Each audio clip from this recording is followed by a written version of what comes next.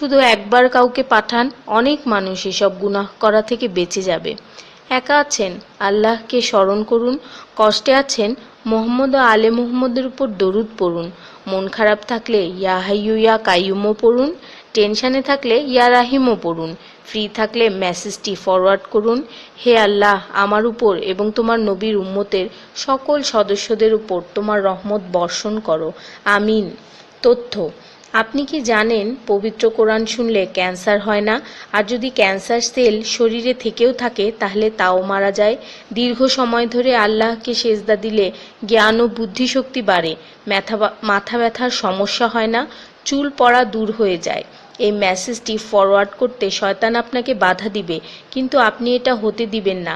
আর সব কন্ট্রাক্ট নাম্বারে সেন্ড করে দিন। কোরআন ও নবীর সুন্নত ও তার সম্মানিত সাহাবী এবং আহলে বাইতের অনুসরণ করুন। ক্যান্সার একটি ভয়ঙ্কর রোগ। অনেক মানুষ আছে যারা নিজেরাই এটাকে দাওয়াত দিয়ে নিয়ে আসে। ছোট অথচ সাধারণ কিছু পদক্ষেপ গ্রহণ করলেই এই রোগ থেকে বাঁচা যায়। বেশিরভাগ মানুষ খাবারের পরপরই পানি পান করে নেয়। খাবারের পর পানি পান করলে রক্তে বিদ্যমান ক্যান্সারের জীবাণু থেকে তৈরি হওয়া ক্যান্সার সেলগুলোকে অক্সিজেন সরবরাহ করে।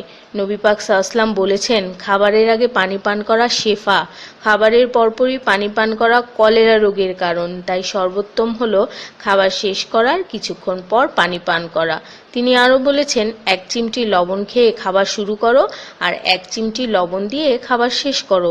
এ কথাগুলো তাদেরকেও জানিয়ে দিন যারা আপনার কাছে জীবনের চেয়েও প্রিয়।